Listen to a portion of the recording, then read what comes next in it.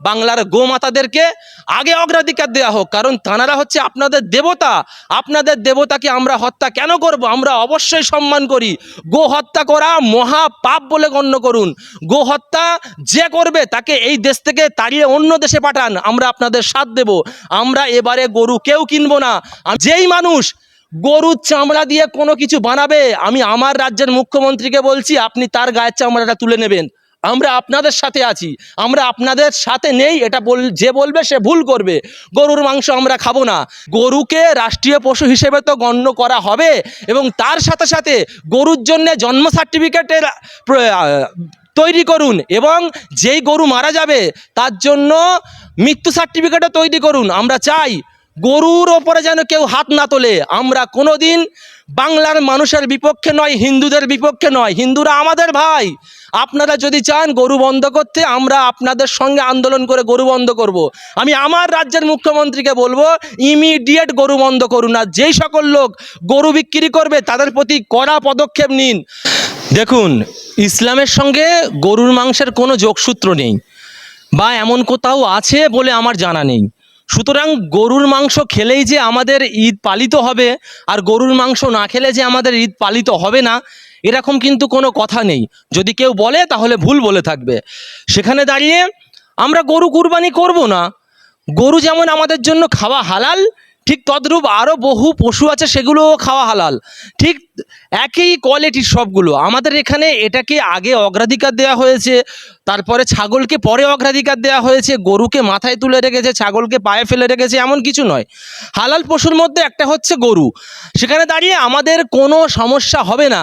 কিন্তু সমস্যা হচ্ছে কাদের? যে সকল গরিব হিন্দু খামারি ভাইগুলো তাদের পুঁজি টাকা দিয়ে গরু পুষেছিল, তাদের গহনা বন্ধক দিয়ে ওই গরুর খাদ্য জোগাড় করেছিল, নিজের জমি বন্ধক দিয়ে খাদ্য জোগাড় করেছিল গরুর জন্য, তাদের সমস্যা হচ্ছে। আজকের আমরা দেখতে পাচ্ছি পশ্চিমবাংলার বহু জায়গায় মানুষ বিষ খাবে বলে প্রতিজ্ঞাবদ্ধ হচ্ছে। মানুষ নিজের জীবনকে শহীদ করে দেবে বলছে। তারা বলছে আমরা বাঁচতে চাই না, কারণ আমাদের জীবনের সকল জমা পুঁজি দিয়ে আমরা গরু চাষ করেছি, গরুর খামার করেছি। শুধুমাত্র বকরা ঈদের সময় এই গরুগুলো বেশি দামে বিক্রি করব, যাতে আমার বাড়ির সন্তানটা সুশিক্ষা অর্জন করতে পারে, আমার বাড়ির মেয়েটার জন্য সুন্দরভাবে বিবাহ দিতে পারি, আমার বাড়ির মানুষরা যেন দুমুঠো খেয়ে বাঁচে। সেই জন্য তারা বহু আশা নিয়ে এই গরু চাষ করে। সেখানে দাঁড়িয়ে আজকের পুরনো দিনের একটা আইন এখন লাগু করে দিল। সব থেকে বেশি সমস্যা দেখা যাচ্ছে কাদের? হিন্দু ভাইদের। তারা ভেবেছিল গরু বন্ধ করলে হয়তো মুসলিমদের সমস্যা হবে, মুসলিমরা আন্দোলন করবে। আমরা গরু খাওয়ায় আন্দোলন করব না। আমরা গরু যারা খাবে তাদের পক্ষে আমরা আন্দোলন করব। আমরা কোনোদিন এমন কাজ করব না যেই কাজ করলে বাংলার মধ্যে ঝামেলা বাঁধবে, বাংলার সম্প্রীতি অক্ষুণ্ণ হবে, বাংলার মানুষের মধ্যে দ্বন্দ্ব বাঁধবে। আমরা সর্বসময় বাংলার মানুষ ভ্রাতৃত্ব বজায় রেখে চলতে জানি, একে অপরের সাথ দিয়ে চলেছি। সেখানে দাঁড়িয়ে আমরা চাই গরু হত্যা ইমিডিয়েট বন্ধ করা হোক। গরু হত্যা বন্ধ করার সাথে সাথে গরুদের জন্য বৃদ্ধাশ্রম করা হোক, যাতে তারা 14 বছর বয়সের পর সেই বৃদ্ধাশ্রমে থাকতে পারে। গরুর জন্য হসপিটালের ব্যবস্থা করা হোক, কারণ 14 বছরের পরে তো আপনাদের গোমাতা বয়স্ক হয়ে যাবে, হাঁটতে চলতে পারবে না। সেখানে দাঁড়িয়ে সমস্যা হলে যেন ওই হসপিটালে নিয়ে যাওয়া হয়। আরও বিশেষ করে গরুর জন্য অ্যাম্বুলেন্সের ব্যবস্থা করুন, যাতে 14 বছরের পর হাঁটিয়ে না নিয়ে যাওয়া হয়, অ্যাম্বুলেন্সে করে নিয়ে যাওয়া হয়। গরুর জন্য অ্যাম্বুলেন্স লেন তৈরি করুন, যাতে সেই জায়গা থেকে যেতে গরুর সুবিধা হয়। আমরা কোনোদিন গরু হত্যার পক্ষে নই, আমরা গরু হত্যার বিপক্ষে। আমি আমার রাজ্যের মুখ্যমন্ত্রীকে বলবো, যাতে এই বাংলার একটাও গরু কেউ না হত্যা করতে পারে সেই ব্যবস্থা করুন। আমরা চাই এই পশ্চিমবাংলায় গরুর জন্যে আলাদা করে একটা সেক্টর খোলা হোক, গরুর জন্যে আধার কার্ডের ব্যবস্থা করা হোক, এবং বিশেষ করে গরুকে জাতীয় পশু হিসাবে গণ্য করা হোক। তাহলে মানুষ আর খাবে না। আর তার থেকে বড় কথা, শুধু ভারতবর্ষের মানুষ কেন গরু খাবে না? আপনারা যেই সকল গরুর ফ্যাক্টরি গুলো আছে, যারা গরু এদেশ থেকে অন্য দেশে রপ্তানি করে, সেই সকল ফ্যাক্টরিগুলো বন্ধ করুন, যাতে এই দেশ থেকে অন্য দেশে গরুর মাংস না যায়। কারণ আমরা গুগল থেকে শুরু করে প্রত্যেকটা প্রতিবেদনে দেখেছি যে ভারতবর্ষে গরুর মাংস রপ্তানিতে হচ্ছে সেকেন্ড পজিশনে আছে। আমরা চাই গরু হত্যা ইমিডিয়েট বন্ধ হোক, গরু রক্ষা করা হচ্ছে আমাদের যেন মূল নীতি হয়, এবং গরুর জন্য বিশেষ করে আলাদা করে বিশ্রাম ঘর করা হোক, যেন সেখানে গরু হাঁটাচলা করার পরে বিশ্রাম নিতে পারে। গরুর জন্য ভাতার ব্যবস্থা করুন, যাতে সেই টাকা দিয়ে গরুকে ভালো ভালো খাওয়ানো হয়। শুধু তাই নয়, গরুকে রাষ্ট্রীয় পশু হিসেবে তো গণ্য করা হবে, এবং তার সাথে সাথে গরুর জন্য জন্ম সার্টিফিকেটের তৈরি করুন, এবং যেই গরু মারা যাবে তার জন্য মৃত্যু সার্টিফিকেটও তৈরি করুন। আমরা চাই গরুর ওপরে যেন কেউ হাত না তোলে। আমরা কোনো দিন বাংলার মানুষের বিপক্ষে নয়, হিন্দুদের বিপক্ষে নয়। হিন্দুরা আমাদের ভাই। আপনারা যদি চান গরু বন্ধ করতে, আমরা আপনাদের সঙ্গে আন্দোলন করে গরু বন্ধ করব। আমি আমার রাজ্যের মুখ্যমন্ত্রীকে বলবো, ইমিডিয়েট গরু বন্ধ করুন। আর যেই সকল লোক গরু বিক্রি করবে তাদের প্রতি কড়া পদক্ষেপ নিন। আমরা চাই শুধুমাত্র গরুর মাংস নয়, যে সকল দোকানগুলোতে গরুর চামড়া, জুতো থেকে শুরু করে বড় বড় দোকানগুলোতে জ্যাকেট বিক্রি হচ্ছে গরুর চামড়া দিয়ে তৈরি করে, সেগুলো সব বন্ধ করা হোক। আর যেই মানুষ গরুর চামড়া দিয়ে কোনো কিছু বানাবে, আমি আমার রাজ্যের মুখ্যমন্ত্রীকে বলছি, আপনি তার গায়ের চামড়াটা তুলে নেবেন। আমরা আপনাদের সাথে আছি, আমরা আপনাদের সাথে নেই এটা যে বলবে সে ভুল করবে।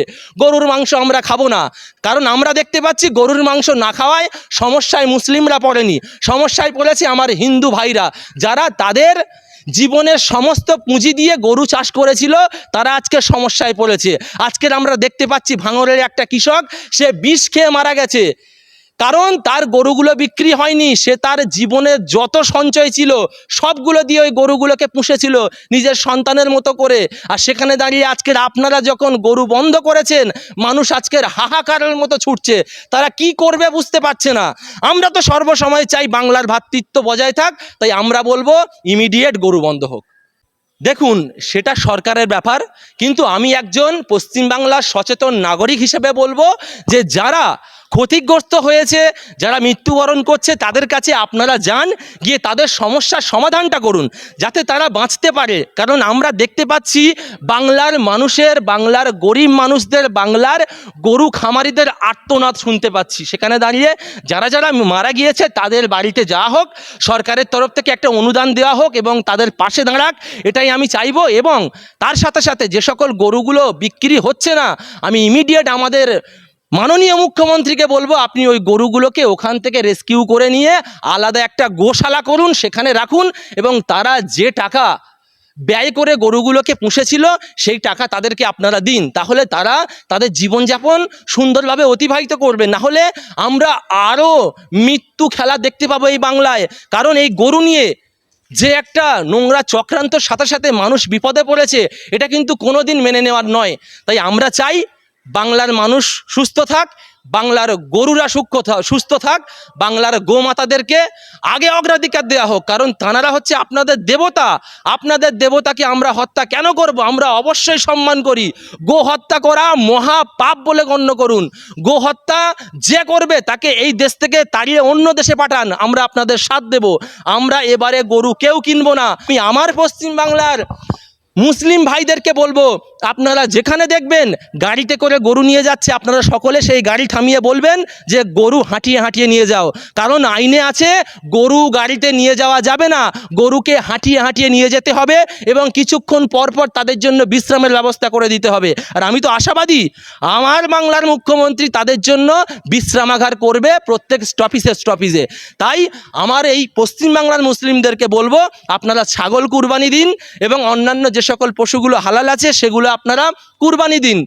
গরু আর অন্যান্য পশুর মধ্যে কোনো পার্থক্য নেই। যদি কেউ বিভ্রান্তি ছড়ায় তাহলে তারা ভুল করছে। আপনারা গরু বর্জন করুন, হিন্দু ভাইদের সাথ দিন, এই বলবো। দেখুন, বুলডোজার যেটা চালানো হচ্ছে, সরকার এসেছে সরকারের মতো কাজ করবে। বিগত দিনে যে সরকার ছিল তিনি তো এই কাজ করেননি বা আমরা দেখিনি। সুতরাং সেখানে দাঁড়িয়ে সরকার যখন নতুন রুলস আনছে সেই হিসাবে কাজ করছে, মানুষের ঘরদোর ভাঙছে, এগুলো হচ্ছে তাদের ব্যক্তিগত ব্যাপার। কিন্তু আমি একটাই কথা বলবো, মানুষের একটা ঘরকে ঘর হিসাবে নেবেন না, সেই ঘরটা হলো তার রক্তবিন্দু দিয়ে জমানো, তিল তিল করে কিছু টাকা জমিয়ে সেই টাকা দিয়ে তারা ওই বড় ইমারতটা তৈরি করে। সেটা ছোট ঘর হতে পারে, কিন্তু তাদের কাছে রাজপ্রাসাদের সমতুল্য, কারণ তারা নিজের টাকা দিয়ে, তারা না খেয়ে না ঘুমিয়ে তিল তিলে এক একটা করে টাকা জমিয়ে সেই ঘরগুলোকে করেছে। আজকে সেই ঘরগুলোকে বিনা বলে কোনো প্রকার নোটিশ নাকি দেওয়া হচ্ছে না, আমি শুনলাম সেই নোটিশ না দিয়ে ভাঙা হচ্ছে। এটা দেখে খুব আমার কষ্ট হচ্ছে। আজকের বাংলা কোথায়? আমরা বাংলায় কোনোদিন অশান্তি চাইনি। বাংলার মানুষের রায় শেষ রায়। গণতন্ত্রের গণদেবতা হচ্ছে মানুষ। সেই মানুষ আপনাদেরকে জিতিয়েছে যাতে এই বাংলার সম্প্রীতি, মানুষ যেন ভালো থাকে এবং মানুষের জন্য ডেভেলপ করার জন্য আপনাদেরকে জিতিয়েছে। সেখানে ভাঙাভাঙির রাজনীতি তো কোনোদিন বাংলার মানুষ চায়নি। আমরা চাই আপনারা ভাঙা বাদ দিয়ে, গরু বাদ দিয়ে, মুসলিম হিন্দু বাদ দিয়ে, মসজিদ মন্দির বাদ দিয়ে আপনারা মানুষের কর্মস্থানে নিয়ে ভাবুন, যাতে বাংলার মানুষ দুমুঠো খেতে পারে কাজ করে। বাংলার যুবকদের জন্য শিক্ষা নিয়ে ভাবুন। বাংলার যে সকল বেকার যুবকরা আছে তাদের জন্য চাকরির ব্যবস্থা করুন। বাংলার মহিলারা যেন নিরাপদভাবে থাকতে পারে সেই জন্য মহিলাদের জন্য নিরাপত্তার ব্যবস্থা করুন। আমরা কোনোদিন মসজিদ মন্দির চাইনি, আমরা কোনোদিন হিন্দু মুসলিম করিনি, কারণ এই বাংলা হলো ভ্রাতৃত্বের বাংলা, এই বাংলা হলো ঐক্যর বাংলা। এই বাংলায় যখন কোনো বিপদ এসেছে হিন্দু মুসলিম শিখ ঈসাই সকলে একত্রে কাঁধে কাঁধ মিলিয়ে লড়াই করেছে। এই বাংলায় তো হিন্দু মুসলিমের দাঙ্গা হওয়াটা অনুচিত, আমরা কোনোদিন চাইনি। আমরা চাই এই বাংলায় উন্নতি হোক, এই বাংলা সোনার বাংলায় পরিণত হোক, এই বাংলার যুবকরা যেন চাকরি পায়, এই বাংলার শিক্ষার্থীরা যেন উচ্চশিক্ষায় শিক্ষিত হতে পারে, এই বাংলার মহিলারা যেন তাদের নিরাপত্তা পায়, এই বাংলার মানুষ যেন দুমুঠো খেয়ে বাঁচতে পারে, এই বাংলার যে সকল ভাইয়েদের ঘর নেই দোর নেই তারা যেন একটা করে আপনাদের আবাস যোজনার ঘর পায়, যেই মানুষরা না খেতে পেয়ে রাস্তার পাশে শুয়ে আছে তাদের জন্য বিনা পয়সায় খাবারের ব্যবস্থা করবেন। যে সকল মানুষগুলো এখনো পর্যন্ত রাস্তার পাশে ভ্যান চালায় তাদের জন্য আরও সুন্দর পরিকাঠামো করিয়ে দেবেন, যাতে তারা সুন্দরভাবে তাদের জীবিকা নির্বাহ করতে পারে। এটাই চাই বাংলার মানুষ, আমরা অন্য কিছু চাই না। আমরা কোনোভাবে কোনো দিক থেকে আমাদের জন্য বেশি বেশি কিছু চাচ্ছি না। আমরা চাই আমার হিন্দু ভাইদের জন্য যেই উন্নতি হবে ঠিক তদরূপ মুসলিম ভাইদের জন্যও যেন হয়। কারণ আমরা একটাই কথা জানি, যে মুখ্যমন্ত্রী হবে তিনি হবেন নিরপেক্ষ, তিনি হিন্দুদের মুখ্যমন্ত্রী নয়, তিনি মুসলিমদের মুখ্যমন্ত্রী নয়, তিনি হবেন প্রত্যেক জাতির, প্রত্যেক মানুষের, এই বাংলার প্রত্যেকটা জনতার মুখ্যমন্ত্রী। যেমন করে হিন্দু ভাইরা আপনাকে সম্মান করবে ঠিক তদ্রূপ আমার বাংলার মুখ্যমন্ত্রীকে বাংলার মুসলিম ভাইরাও সম্মান করবে। তাই আমরা চাই আপনারা প্রত্যেক জাতির মানুষকে সমান চোখে দেখবেন। যেমন করে আমার হিন্দু ভাইদের ডেভেলপ হবে ঠিক তেমন করে যেন মুসলিম ভাইদের ডেভেলপটাও মাথায় থাকে। এটুকুনি আমি আমার রাজ্যের মাননীয় মুখ্যমন্ত্রীকে অনুরোধ করব। দেখুন, ইমাম মুয়াজ্জিন ভাতা বন্ধ করেছে, ঠিকই করেছে, কারণ আমরা দেখেছি বিগত দিনে যে অনেক বিষয় নিয়ে দ্বন্দ্ব হয়েছে। অনেকেই বলেছে যে ভাতা বাড়ানো হোক, কেউ বলছে ভাতা কম দিচ্ছে, তার থেকে ভালো ভাতাটাই বন্ধ করে দিক, যাতে ইমাম সাহেবরা আর সরকারের প্রতি না ঝুঁকে থাকে।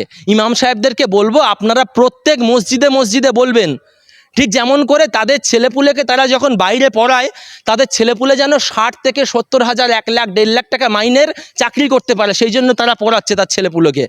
আর সেখানে দাঁড়িয়ে আপনারা পুরো একটা মাস নামাজ পড়াচ্ছেন, আপনাদেরকে 4,000 টাকা কোন লজ্জায় দেয় এরা? তাই আপনাদেরকে বলবো আপনারা যেই মসজিদে নামাজের জন্য যাবেন আপনারা আগে থেকে কথা বলে নেবেন যে আমাদের জন্য যেন 20 থেকে 30,000 টাকা মাইনে ঠিক হয়, তারপরে আমরা আপনাদের মহল্লায় থাকবো। কারণ সব দিকে সবাই গুছিয়ে নিচ্ছে, আপনারা কেন পিছিয়ে পড়বেন? আপনারা কেন সরকারের ভাতার দিকে হাঁ করে চেয়ে থাকবেন? আপনারা যেই মসজিদে ইমামতি করবেন সেই মসজিদের কর্তৃপক্ষের সঙ্গে কথা বলে 20 থেকে 25,000 টাকা মাইনে যেন দেয় সেই কথা বলে নেবেন।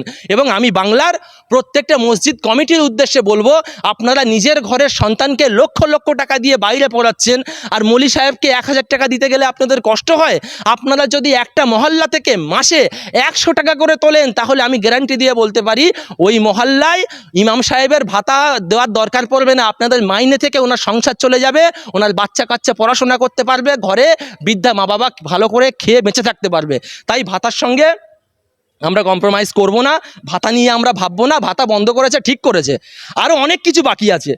আমি তো এখন খুব বেশি কিছু খুলে বলবো না, তবে একটা কথা বলবো, খাল কেটে কুমির এনেছে, অনেক কিছু ভুগতে হবে। বাংলার মানুষ এখন অনেক কিছু দেখতে বাকি আছে, সবে তো শুরু, পিকচার আবি বাকি হে মেরে ভাই। দেখুন, ভাতা বন্ধ করে যদি শিক্ষার্থীদের জন্য বা শিক্ষা প্রতিষ্ঠানের জন্য খরচ করা হয়, আমি তাহলে অবশ্যই অ্যাপ্রিসিয়েট করব। অবশ্যই আমি তার সঙ্গে সহমত। কারণ শিক্ষাই হচ্ছে জাতির মেরুদণ্ড।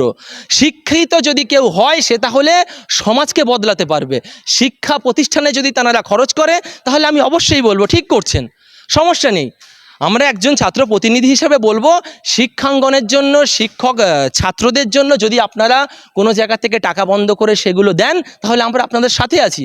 কিন্তু ইমাম সাহেব, মুয়াজ্জিন বা যারা পুরোহিত আছে এদেরকে আপনারা টাকা বন্ধ করে দিয়েছেন, এ নিয়ে আমরা কিছু বলবো না। কারণ এখানে তো শুধু ইমাম সাহেবদের টাকা বন্ধ হচ্ছে না, ইমাম সাহেবদের যেমন টাকা বন্ধ করেছে ঠিক তার সাথে সাথে পুরোহিতদের টাকাও বন্ধ হয়ে গিয়েছে। তাই এই বিষয়ে আমরা মন্তব্য করব না। আমরা একটাই কথা বলবো, বাংলার যেন প্রত্যেক জাতির মানুষ একত্রে থাকতে পারে, বাংলা সম্প্রীতি সংস্কৃতি যেন সুন্দরভাবে থাকে, আমরা যেন সকলে এক অপরের সাথে সাথ মিলিয়ে থাকতে পারি।